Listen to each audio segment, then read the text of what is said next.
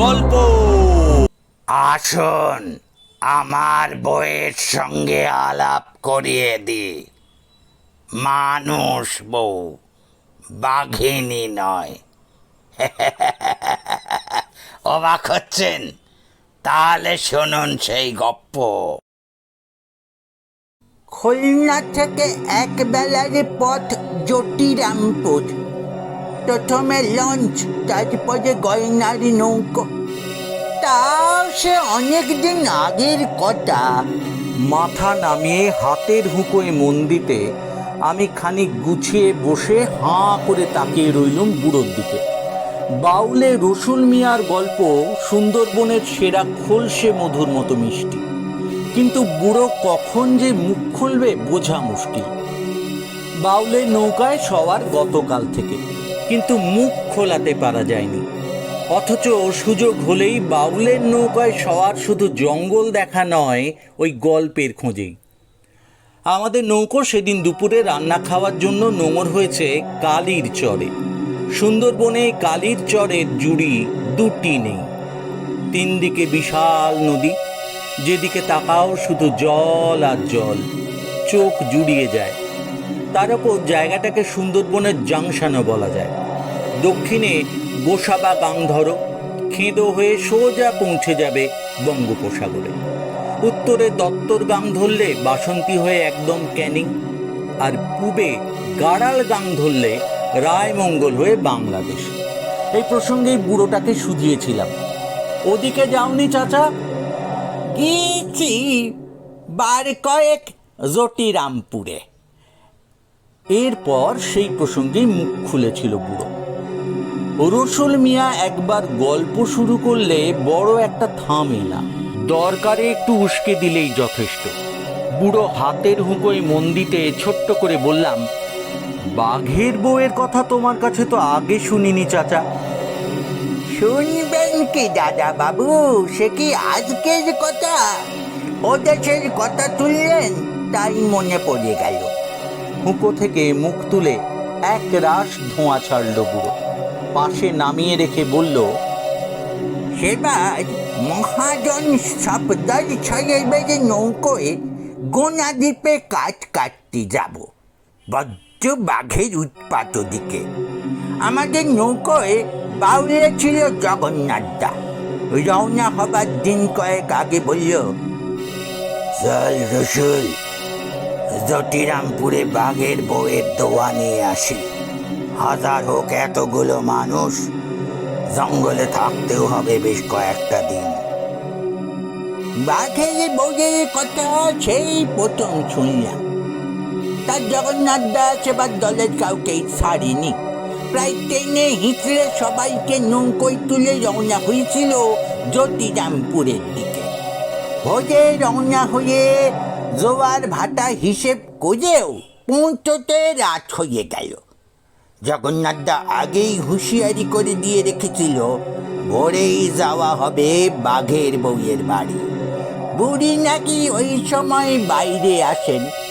শুধু তাই নয়, তাড়াতাড়ি কাজটা মিটে গেলে সেই গন্ডায় ফেরার পথ ধরা হবে।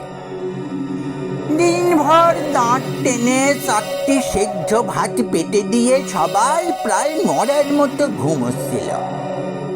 সকালে টাকাটা দিয়ে জগন্নাথদা যখন আমাদের টেনে তুলছে, পশুপতি সবে আড়ি মোজা ভাঙছে। মোষের মতো শরীর পশুপতি, সাহস খুব। বাঘের বইয়ের কথা শুনে আসতেই চাইনি। জগন্নাথদা তবু প্রায় জোর করে ধরে এনেছে। টাকাটার উত্তরে বলল, তোমরা এগো জগন্নাথদা, আমি তোকে জল দিয়ে আসছি। বাঘের বইয়ের বাড়ি এদিকে সবাই চেনে, অসুবিধে নেই। বাঘের বইয়ের বাড়ি এদিকে সবাই চেনে, অসুবিধা নেই। জগন্নাথদা ফের একবার তাকে টাকাটা দিয়ে আমাদের নিয়ে রওনা হয়ে পড়ল। গ্রামের প্রান্তে ফাঁকায় বাঘের বইয়ের মাটির বাড়ি, চারদিকে অযত্নের ছাপ, চারপাশে পুরনো ভ্যাবসা গঞ্জ, পা দিলেই গা ছমছম করে।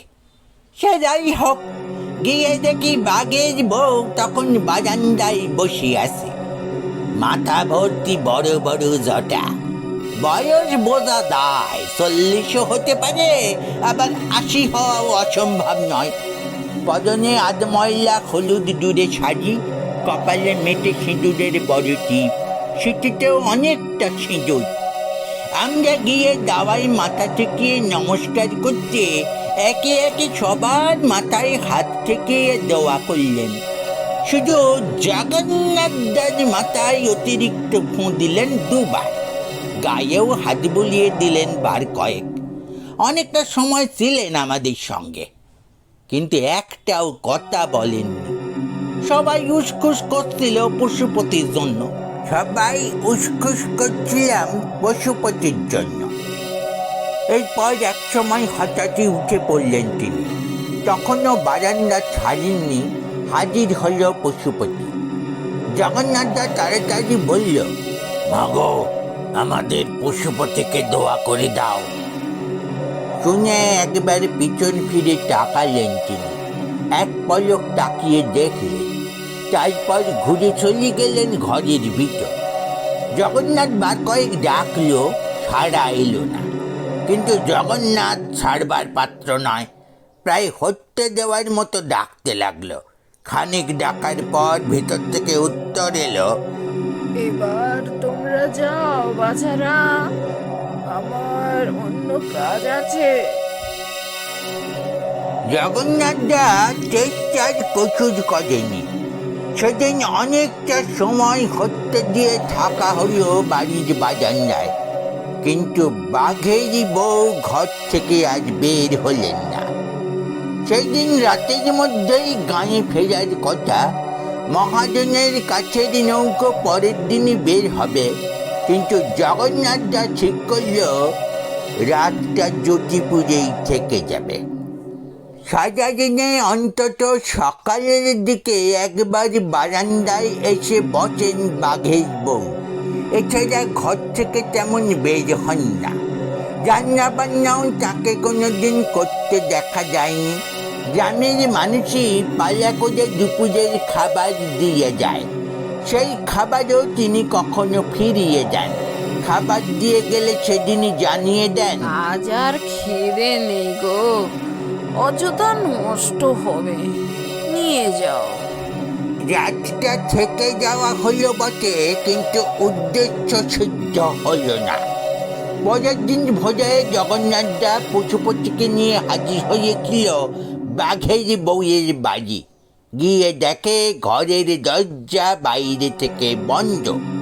বাঘের বউ কোথাও গেছেন, এমন নাকি মাঝে মাঝেই নিরুদ্দেশ হয়ে যান, কবে ফিরবেন ঠিক থাকে না।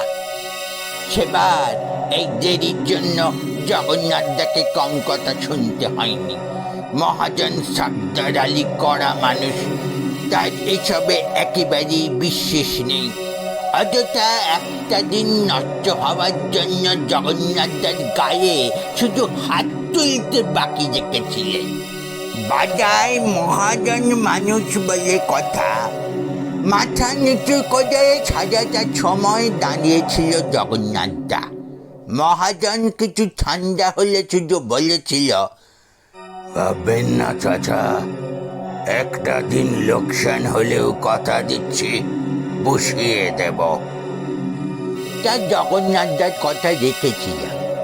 মেয়ে আজ শেষ হবারে 2 দিন আগেই আপ্রাণ খেতে মহাজনের কোটার কাঠ তুলে দিয়েছিলাম সেবার। কিন্তু তারপরে যা ঘটেছিল ভাবতে গেলে। বলতে গিয়েও হঠাৎ থেমে গেল বুড়ো। সামান্য দম নিয়ে বলল, সে কথা পরে হবে দাদা বাবু, বরং বাঘের বউয়ের কথাই আগে বলি। সেই প্রথমবারের পর বাঘের বউয়ের ব্যাপারটা মাথা থেকে আর ঝেড়ে ফেলা যায়নি, বরং কৌতূহল আরো বেড়েছিল। জগন্নাথকে একবার শুধিয়েছিলাম, দাদা উনি কি সত্যিই বাঘের বউ? তাই ওনার দোয়া পেলে বাঘ তার কোনো ক্ষতি করে না? উত্তরে জগন্নাথদা শুধু বলেছিল, সেসব জেনে কি দরকার রসুল? অনেকে অনেক কথা বলে, জটিপুরে খোঁজ নিলেই জানতে পারবি। কেউ মানে কেউ মানে না, কিন্তু দরকারে বাদার জঙ্গলে যাবার আগে সবাই ছুটে যায় বাঘের বউয়ের কাছে। জানে বাঘের বউয়ের দোয়া পেলে। সে তো নিজের চোখেই দেখলাম জগন্নাথ দা, বাধা দিয়ে মাঝপথে বললাম। কিন্তু সত্যি কি কোনো মানুষ বাঘের বউ হতে পারে? সে তো রূপকথা হুজিপরিদের গল্পে পাওয়া যায়। কিন্তু জগন্নাথ দা আর ভাঙেনি কিছু, তবে মাথায় ছিল ব্যাপারটা। জ্যোতির্গপুর অনেকটা পথ সবসময় যাওয়া সম্ভব হতো না, কিন্তু বাদা জঙ্গলে বেশি দিনের কাজ থাকলে বাঘের বইয়ের দোয়ানিতে যেতাম। জগন্নাথ দা ছাড়া অন্যদের নিয়েও বেশ কয়েকবার গেছি। একদিন বুড়িকে বেজায় খোশ মেজাজেও দেখা যেত। অনেকটা সময় সামনে গল্প করলে যেতেন। হঠাৎই বলে ফেলেছিলাম, বুঝিমা, সবাই তোমাকে বাঘের বউ বলে কেন? ও মা, আমি তো বাঘেরই বউ, বলবে না? বাঘের বউয়ের মন সেদিন ভালো ছিল নিশ্চয়। একে একে নিজেই বলে গিয়েছিলেন অনেক কথা, কিছু জিজ্ঞেস করতে হয়নি। কতদিন আগের কথা বাঘের বউ বলতে পারিনি, তবে তখন তার বয়স 20 বেশি নয়, বাড়ির একমাত্র মেয়ে। তাই আবার গায়ের রং চুকচুকে ফর্সা। বাবা মা তাই আদর করে নাম রেখেছিল গোলাপি।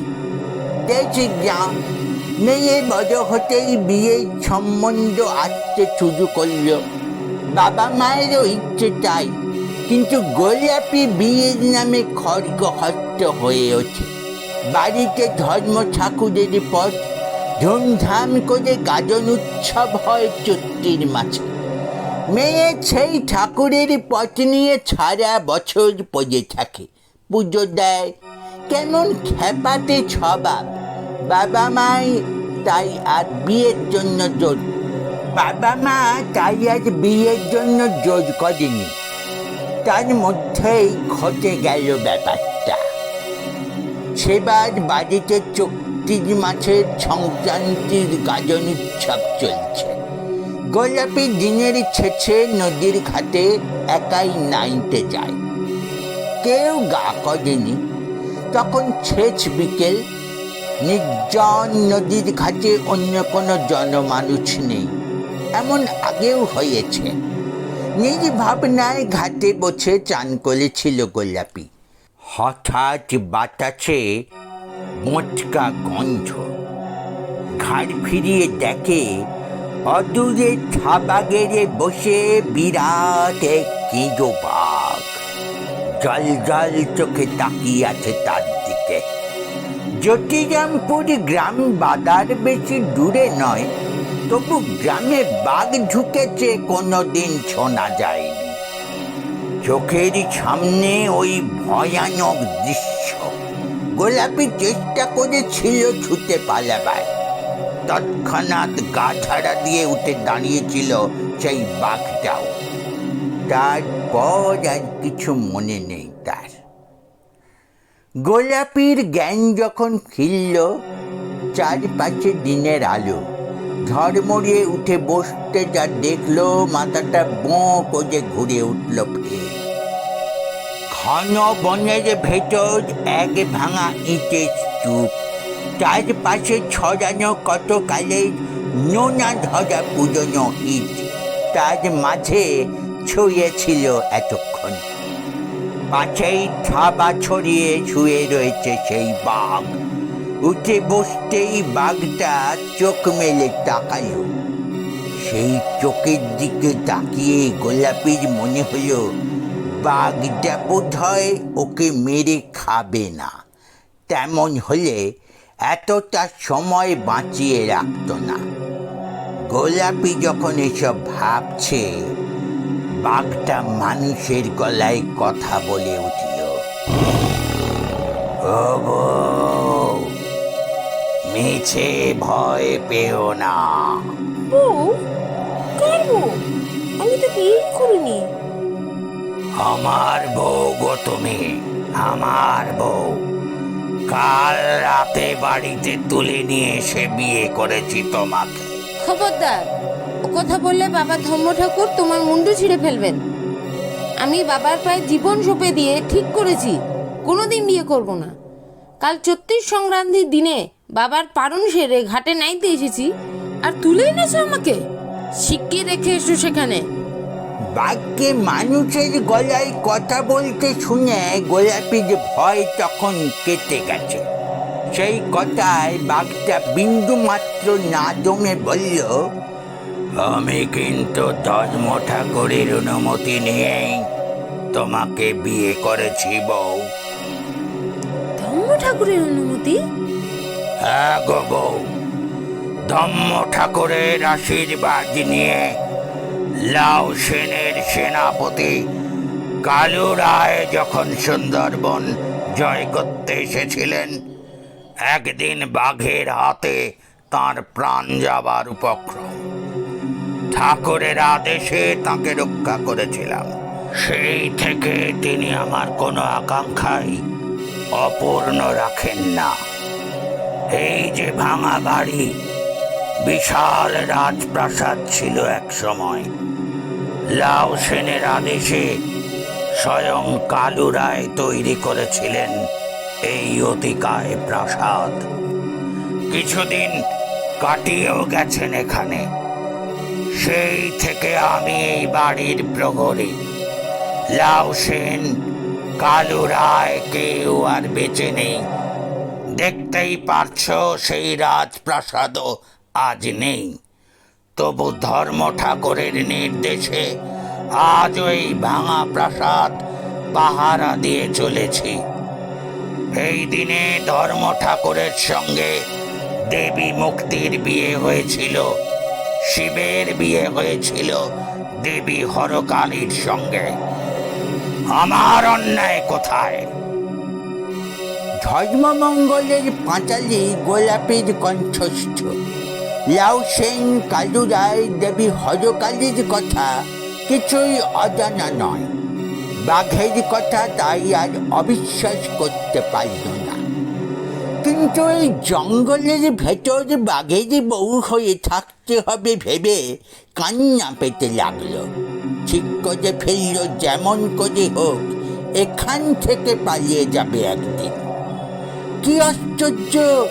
বাঘটার মনের কথা টের পেয়ে বলল, ও বউ, ধর্ম ঠাকুরের সম্মতি নিয়ে তোমাকে বিয়ে করেছি আমি। তুমি ইচ্ছে করলেও আর আমাকে ছেড়ে যেতে পারবে না। বাঘই বললেও গোলাপিটার মতলব ছাড়েনি। একদিন সুযোগ এসে গেল। বাঘ যখন খাবারের খোঁজে বের হয়েছে, কাছে অন্য কেউ নেই, সুযোগ পেয়ে গোলাপি ছুটতে শুরু করল। খানিক ছুটে আসার পরেই সামনে এক নদী। গোলাপি ঝাঁপ দিতে যাবে, জলের দিকে তাকিয়ে চমকে উঠল। জলে মানুষ কোথায়? এক বাঘিনীর প্রতিচ্ছায়া। বাঘের ইচ্ছে পূরণে ধর্ম ঠাকুর কখন যে তাকে বাঘিনী করে দিয়েছেন ঘুণাক্ষরেও বুঝতে পারিনি। এই অবস্থায় গ্রামে বাবা মায়ের কাছে ফিরে যাওয়া যায়? মনের কষ্ট মনে চেপে গোলাপি ফের সেই বাঘের আস্তানায় ফিরে এলো। এভাবে একে একে কেটে গেল 20-20টা বর্ষা, মানে কিনা 20টা বছর। একদিন বাঘ বলল, বউ, আমি জানি তোর মনে কষ্ট রয়ে গেছে, তাই ঠিক করেছি তোকে ফের বাপের বাড়িতে রেখে আসব। বাঘের কথায় গোলাপি একটুও খুশি হলো না, খুশিয়ে উঠল। এতদিন বাদে হুঁশ হলো? তারা কে বেঁচে আছে? যদি বেঁচেও থাকে, আমার এই রূপ দেখলে তো ভয়ই মরে যাবে। ভাবিস নে বউ, তুই যখন চাইছিস সবাইকেই সেই আগের অবস্থাতে দেখতে পাবি, তুইও মানুষের রূপ ফিরে পাবি। তবে বাঘ আজও কি বলতে যাচ্ছিল, গোলাপি খুশিতে কলকলিয়ে উঠে বলল, তাহলে আমাকে এক্ষুনি মানুষ করে দাও, গ্রামে গিয়ে সবাইকে যেন আগের মতোই দেখতে পাই। তো তাই হলো। বাঘ তাকে পিছে করে অনেক নদী সাঁতরে সেই জ্যোতিরামপুরের ঘাটে নামিয়ে দিয়ে গেল। তখন শেষ বিকেল। বাড়ি এসে গোলাপি দেখল সেই আগের মতোই বাড়িতে চোট সংক্রান্তির গাজন উৎসব শেষে গোছগাছ চলছে। গোলাপি ছুটে গিয়ে খুশিতে মাকে জড়িয়ে ধরতেই মা চমকে উঠে বলল, মা গো, নাইতে গিয়েছিলি, গায়ে এত গন্ধ কেন রে? এই পুজোর দিনে কোন রাস্তা করে ঘুরে এলি? বাঘের গায়ের গন্ধ মা। বাঘের বউ যে আমি, 20 বছর ঘর করে এলাম। গোড়ায় সবার মনে হয়েছিল মেয়েটার বুঝি মাথার ঠিক নেই, এই তো নাইতে গিয়েছিল, সে কিনা 20 বছর বাঘের ঘর করে এসেছে। কিন্তু ক্রমে রহস্য আরো ঘন হয়েছিল, সমাধান হয়নি। হাঁ করে গল্প গিলছিলাম। লোক কথা দিয়ে শুরু হলেও গল্পের শেষটা প্রায় আধুনিক কল্পবিজ্ঞানকেও যেন হার মানায়। রসুল মিয়া থামতেই বললাম, একটা কথা চাচা, গাজন উৎসবের দিনে ভাং বা সিদ্ধি খাওয়ার চল রয়েছে জানি। বাঘের বউ 20 বছর পরে ফিরে আসা, এসব অলিক ব্যাপার সেই সিদ্ধির ঘরেও তো হতে পারে। হতেই পারে দাদা বাবু। রসুল মিয়া হুঁকোয় ফের গোটা কয়েক টান দিয়ে বলল, অন্যদের সঙ্গে গোলাপিও সেদিন হয়তো সিদ্ধি খেয়েছিল। গোলাপির গায়ের সেই উৎকট গন্ধ পরের দিকে অনেকটা কমে গিয়েছিল, যদিও বিশেষ চান করতে চাইতো না। তবু অনেক কিছুর কোনো সমাধান হয়নি। যেমন বাড়িতে গোলাপির পোষা দুটো কুকুর আর বেড়াল ছিল, সব সময় পাশে পাশে থাকত। সেই দিনের পরে তারা আর বাড়ির ধারে কাছে মারায়নি। ওর বাবা মাও এরপর কেমন হয়ে গিয়েছিল, গ্রামের অন্যদের সঙ্গে মেলামেশা প্রায় বন্ধ করে দিয়েছিল। বেশি দিন বাঁচেওনি তারপর। শুধু তাই নয়, এরপর ওদের প্রতিবেশী যারা ছিল সবাই একে একে ঘর ভেঙে অন্য পাড়ায় চলে যেতে শুরু করল। তাই দেখে গ্রামের সবাই ব্যবস্থা করে বাঘের বউয়ের জন্য গ্রামের প্রান্তে প্রায় ফাঁকায় নতুন একটা ঘর করে দেয়। বাঘের বউ নতুন বাড়িতে যেতে আপত্তি করেনি। বাঘের বউয়ের সেই বাড়িতেই আমরা বাড়ি কয়েক গিয়েছি। বাড়ির চৌকিদের মধ্যে কোনোদিন গ্রামের কোনো কুকুর বেড়াল তো দূরের কথা, একটা পাখালিও দেখিনি। রসুল মিয়ার কথায় এবার হেসে ফেললাম আমি। অবশ্য মুখে কিছু বলিনি, কিন্তু বুড়ো আমার মনোভাব টের পেয়ে বলল, আপনি যাই ভাবেন দাদা বাবু, বাজা বনে বাউলের কাজ কিন্তু শুধু মন্তরে হয় না, অন্য অনেক দিকে লক্ষ্য রাখতে হয়। তার মধ্যে ওটাও লক্ষণ। বাজার বেশিরভাগ গ্রামের লাগোয়া নদীর ওপারে জঙ্গল। শামশের নগরের মতো এমন গ্রামও আছে, মাঝে সরু একটা খাল, ভাটায় এক ফোঁটা জল থাকে না, থকথকে কাদা। গ্রামের বেশিরভাগ গেরস্তেরই পোষা কুকুর আছে। 8 মাইল দূরে গ্রামে বাঘ ঢুকলেও ঠিক টের পেয়ে যায়। ভেটুকুকু ধরে এক লাফে তক্তাপোষের তলায় ঢুকে কুই কুই জুড়ে দেবে, আর তেমন তেজিয়ান হলে চেঁচিয়ে বাড়ি মাথায় কষবে। তাই দেখে হুঁশিয়ার হয়ে যায় মানুষ। এবার বলি, বাদা বনে এতবার তো এলেন, মাছ শিকারি পাখি ছাড়া অন্য কোনো পাখি যেমন কাক, শালিক, দোয়েল, ফিঙে এসব তেমন দেখেছেন? অথচ এত গাছপালা, ফল পাকুড়, পোকামাকড়, খাবারের তো অভাব নেই। বুড়োর কথায় ঘাড় নাড়তেই হলো। একদম সত্যি, গ্রাম বাংলার সাধারণ পাখি সুন্দরবনে প্রায় দেখাই যায় না। শোনা যায় বাদা বনের নরখাদক বাঘে বেজায় ভয় এসব পাখির, তাই দূরে থাকে। নিঃশব্দে সেই কথাই ভাবছিলাম, হঠাৎ আব্দুলের তাগাদা, চাচা, রান্না হয়ে গেছে, এবার খেতে বসতে পারো সবাই। এখানে গল্প থামিয়ে যাওয়া মানে গল্পের বাকি অংশ মাঠে মারা যাওয়ার উপক্রম। তাড়াতাড়ি বললাম, গল্প কিন্তু এখনো শেষ হয়নি চাচা। হাতের হুঁকোয় শেষ টান দিয়ে রসুল মিয়া বলল, এই গল্পে আর তো কিছু বাকি নেই দাদা বাবু। আমি বাইরের মানুষ, ছেড়ে দাও। জ্যোতিরামপুর গ্রামের মানুষও কেউ সমাধান করতে পারেনি। তবে গ্রামে বাঘের বউয়ের খাতির যত্ন যে ছিল, সে তো নিজের চোখেই দেখেছি। দূর দূর থেকে মানুষ আসত, গ্রামের তাই নামডাকও ছড়িয়েছিল। দেশভাগের পরে আমি আর যাইনি। আব্দুল, দাদা বাবুর খাবার লাগিয়ে দে এবার। বারে, আমি তাড়াতাড়ি বললাম, যে গল্প দিয়ে শুরু করেছিলে তার কি হলো? মহাজন সাবদার আলীর নৌকোয় কাঠ কাটতে যাওয়ার গল্প। তাই তো।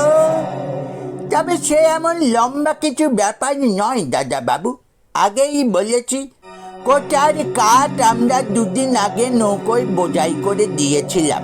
কিন্তু মহাজনের ছাদ হলো, দিন যখন আছে, নৌকায় যখন কিছু জায়গাও আছে, আরও কাঠ কেটে তুলে নেওয়া হোক। লম্বা চওড়া মস্ত মহাজনী নৌকো, কাঠের পারমিট বন্ধ হয়ে যেতে যেসব নৌকো আজকাল আর দেখা যায় না। বিশাল নৌকোর পেছন দিকে থাকতো কর্মচারীদের জন্য মজবুত ছোট একটা ঘর। সামনে ফাঁকা জায়গায় দরজার দুপাশে কাঠ সাজানো হতো। ঘর থেকে বেরিয়ে তখন সেই সুড়ঙ্গ পথ ধরে আসতে হতো বাইরে। পিছনের দিকটা খালি থাকতো অবশ্য। তার মহাজন নির্দেশ করল ওই পেছন দিকেও যতটা সম্ভব কাঠ বোঝাই করা হোক। ব্যাপারটা ঘটল সেদিনই। ভোরে ছোট ডিঙি নৌকোয় কাঠ কাটতে বেরিয়েছিলাম। জঙ্গলে নৌকো ভিড়িয়ে প্রথমে নামার কথা বাউলে। সেই মতো নৌকো থেকে লাফিয়ে নেমে জগন্নাথ মাটিতে হাতে রেখে বাঘবন্দি মন্ত্র পড়তে শুরু করল। কুড়ুল দড়িদারা হাতে একে একে নেমে এগিয়ে চললাম সবাই। দলের আগে কুড়ুল হাতে জগন্নাথ, সবার পিছনে কুড়ুল হাতে আমি। চারিপাশে নজর করে রেখে এগিয়ে চলেছি।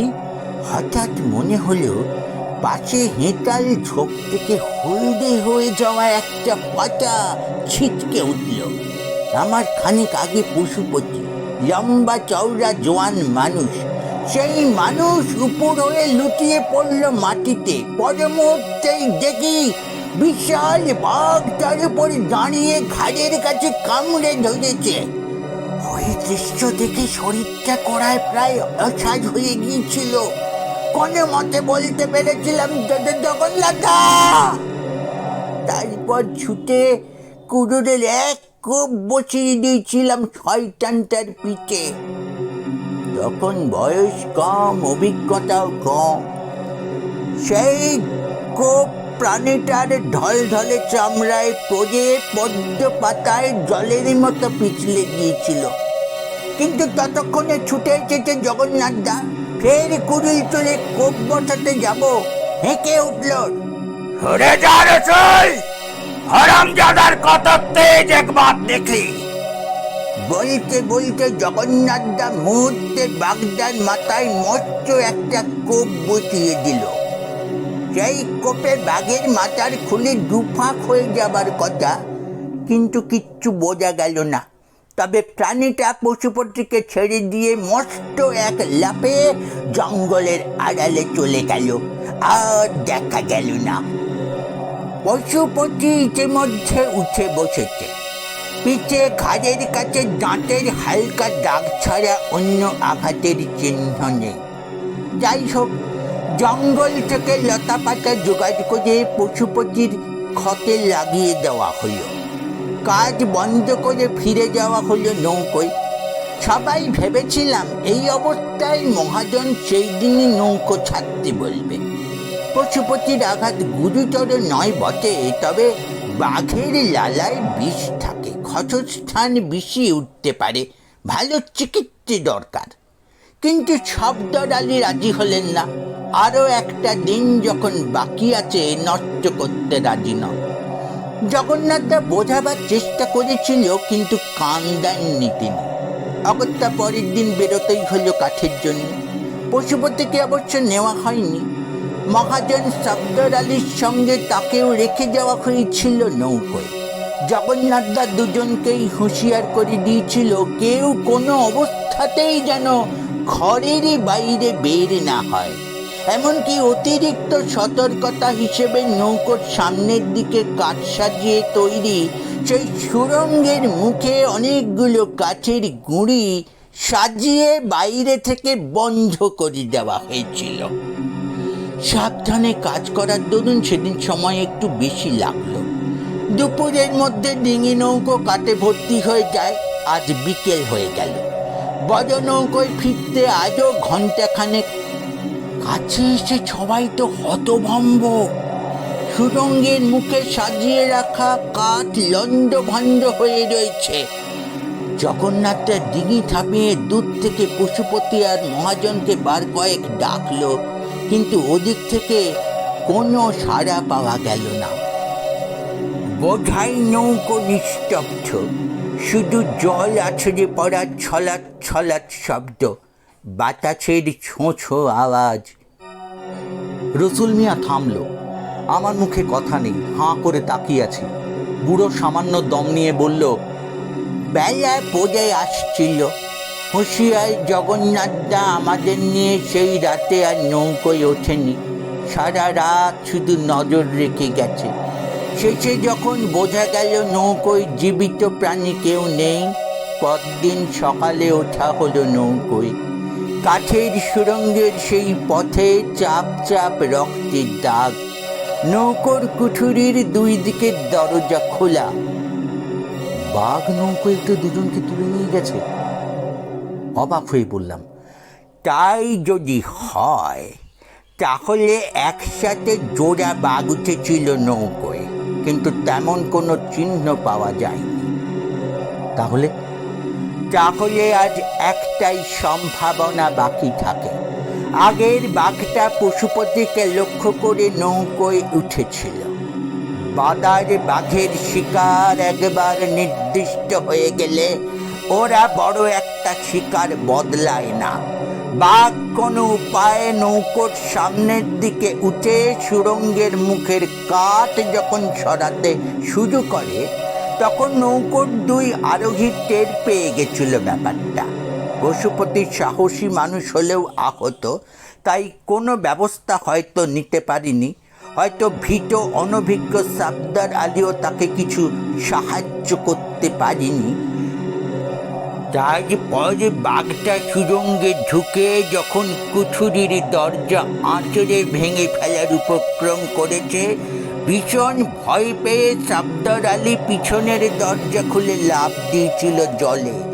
তারপর নৌকোয় পশুপতি যখন বাঘের মুখে, মহাজন সাবদার আলীর জন্য বরাদ্দ হয়ে গিয়েছিল কুমিরের পেট।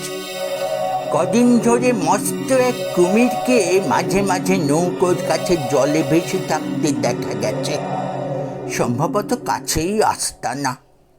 সে যাই হোক, চলচ্চন্ত দুটো মানুষের সন্ধান আর মেলেনি।